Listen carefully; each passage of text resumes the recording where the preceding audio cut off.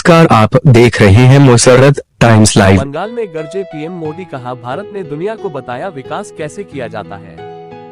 इस पर हमारे संवाददाता दिलीप यादव की रिपोर्ट। प्रधानमंत्री नरेंद्र मोदी ने पश्चिम बंगाल की जनता को संबोधित किया है। इस दौरान उन्होंने कहा कि भारत ने दुनिया को दिखाया कि पर्यावरण के साथ तालमेल बिठाकर विकास कैसे किया जा सकता है। हल्दिया से बरौनी तक 500 किलोमीटर से ज्यादा लंबी क्रूड ऑयल की पाइपलाइन इसका उदाहरण है। प्रधानमंत्री श्री नरेंद्र मोदी ने परियोजनाओं को दी सौगात। प्रधानमंत्री श्री मोदी ने कहा, आज करोड़ रुपये से अधिक की विकास परियोजनाओं का उद्घाटन और शिलान्यास किया गया है। यहाँ 7200 करोड़ का काम हुआ है। इन परियोजनाओं में रेलवे, बंदरगाह, पेट्रोल और जल शक्ति शामिल हैं। हम पश्चिम बंगाल के रेलवे बुनियादी ढांचे को उस गति से आधुनिक बनाने के लिए तत्पर है जिस गति से देश के अन्य हिस्सों में मौजूद है। उन्होंने कहा कि पिछले 10 वर्षों में देश के लगभग 25 करोड़ लोगों को गरीबी से बाहर निकाला गया है। इससे पता चलता है कि हमारी सरकार की दिशा सही है, इसकी नीतियां सही है और उनके निर्णय सही है। इसके पीछे मूल कारण यह है कि हमारी सरकार की नीयत सही है। प्रधानमंत्री मोदी ने आगे कहा, 21वीं सदी का भारत तेज गति से आगे बढ़ रहा है। हम सभी से मिलकर 2047 तक विकसित भारत बनाने का लक्ष्य तय किया है। देश का गरीब, किसान, महिला और युवा ये हमारी प्राथमिकता है। झारखंड की रैली में विपक्ष पर साधा निशाना। इससे पहले प्रधानमंत्री मोदी ने झारखंड की रैली को संबोधित करते हुए कहा था कि मोदी आपके लिए जो भी योजना बनाता है ये ईडी गठबंधन वाले उसका विरोध करते हैं। यह चाहते हैं कि मुफ्त अनाज देने वाली योजना बंद कर दी जाए। ये ईडी गठबंधन वाले कितना भी दबाव बना ले, लेकिन मुफ्त अनाज की योजना मोदी चालू रखेगा ताकि गरीब के घर का चूल्हा जलता रहे। उन्होंने कहा था, झारखंड में तेज विकास के लिए जरूरी है कि यहाँ कानून व्यवस्था अच्छी हो, शासन प्रशासन ईमानदार हो, लेकिन जहाँ से यहाँ जेएमएम और कांग्रेस की परिवारवादी, भ्रष्टाचारी और तुष्टीकरण वाली सत्ता बनी है, तब से यहाँ स्थितियाँ बदली है। जेएमएम का मतलब हो गया है कि जमकर खाओ।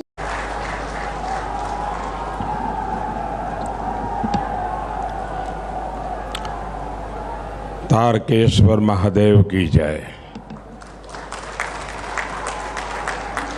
तारक बम बोल बम।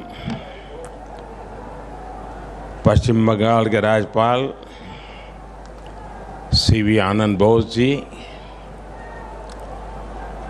केंद्रीय मंत्रिमंडल में मेरे सहयोगी शांतनु ठाकुर जी,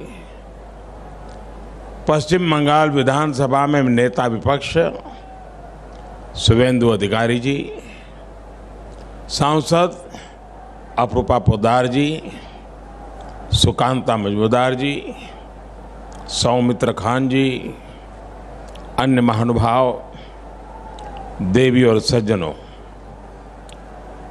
21वीं सदी का भारत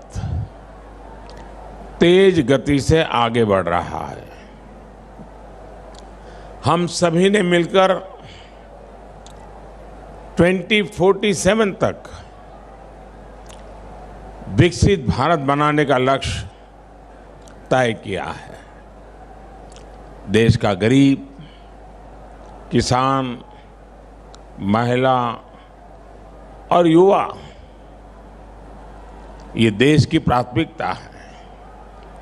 हमने निरंतर गरीब कल्याण से जुड़े कदम उठाए हैं, जिसका परिणाम आज दुनिया देख रही है। बीते 10 वर्षों में देश के 25 करोड़ लोग गरीबी से बाहर निकले हैं। ये दिखाता है कि हमारी सरकार की दिशा सही है, नीतियां सही है, निर्णय सही है और उसका मूल कारण नीयत सही है। साथियों, आज यहां पश्चिम बंगाल के विकास के लिए 7,000 करोड़ रुपए से ज्यादा के प्रोजेक्ट, उसका उद्घाटन और शिलान्यास हुआ है। इनमें रेल, पोर्ट, पेट्रोलियम और जल शक्ति से जुड़ी परियोजनाएं शामिल है। हमारा प्रयास है कि पश्चिम बंगाल में रेलवे का आधुनिकीकरण उसी रफ्तार से हो जैसे देश के दूसरे हिस्सों में हो रहा है। आज जिन परियोजनाओं का लोकार्पण हुआ है उनमें जाड़ग्राम सलगाजरी तीसरी लाइन से रेल परिवहन और बेहतर होगा। इससे क्षेत्र के उद्योगों और पर्यटन को बढ़ावा मिलेगा। सौंडलिया, चंपापुकुर और डानकुनी भट्टनगर बाल्टीकुटी रेल रूट, इस पर दोहरीकरण भी किया गया है। इससे उस रूट पर ट्रेनों की आवाजाही बेहतर होगी। भविष्य की जरूरतों को ध्यान में रखकर श्यामा प्रसाद मुखर्जी पोर्ट और इससे जुड़ी 3 और योजनाओं का विस्तार किया जा रहा है। इस पर भी केंद्र सरकार 1,000 करोड़ रुपए से ज्यादा खर्च करने जा रही है। साथियों, भारत ने दुनिया को दिखाया कि पर्यावरण के साथ तालमेल बिठाकर विकास कैसे किया जा सकता है। हल्दिया से बरौनी तक 500 किलोमीटर से ज्यादा लंबी क्रूड ऑयल की पाइपलाइन इसका उदाहरण है।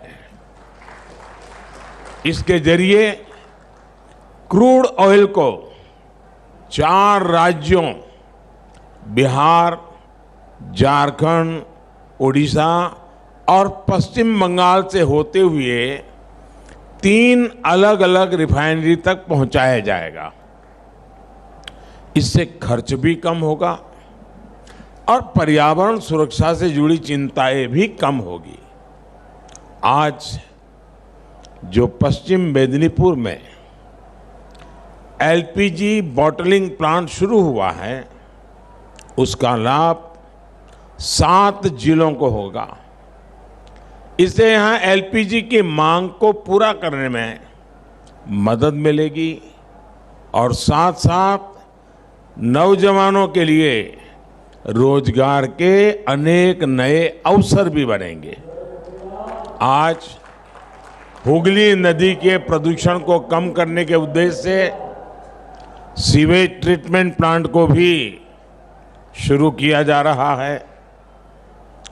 इसका भी फायदा हावड़ा, कमरहाटी और बारानगर के क्षेत्र में रहने वाले लाखों लोगों को होगा।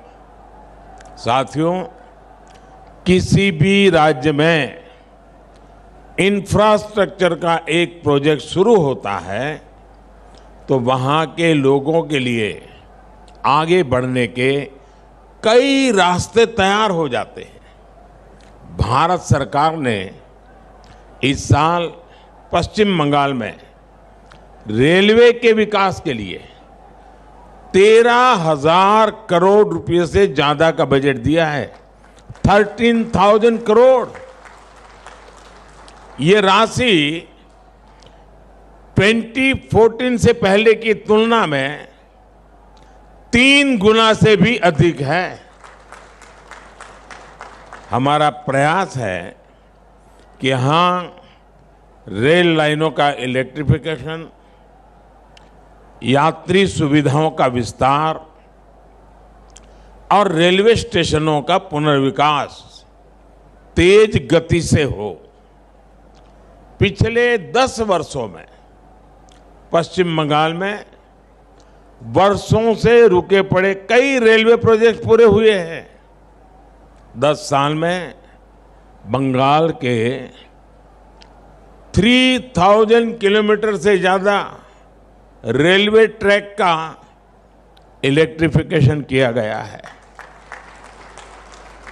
अमृत भारत स्टेशन योजना के तहत पश्चिम बंगाल के करीब करीब 100 रेलवे स्टेशन, आप कल्पना कीजिए, एक साथ 100 रेलवे स्टेशन का पुनर्विकास किया जा रहा है।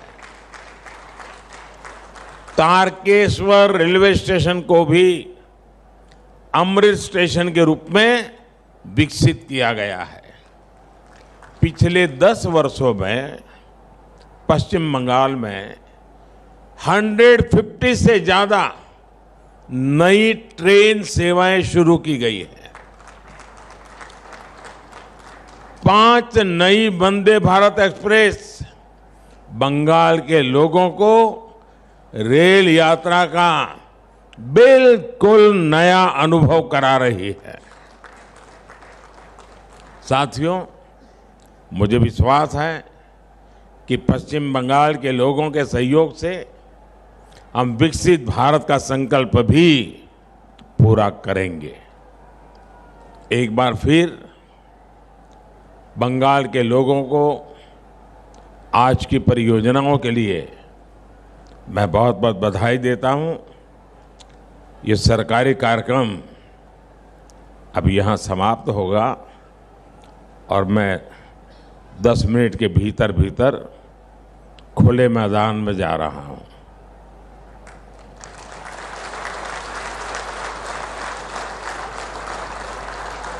खुले मैदान का मजा भी कुछ और होता है। बहुत सारी बातें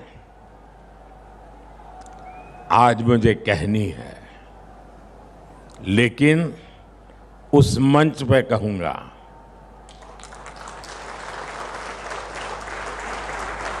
लेकिन विकास के इन सारी योजनाओं के लिए आपको बहुत बहुत धन्यवाद देता हूं और बाहर बहुत लोग इंतजार कर रहे हैं।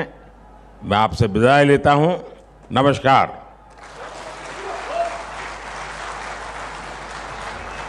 कोटि कोटि धन्यवाद सर।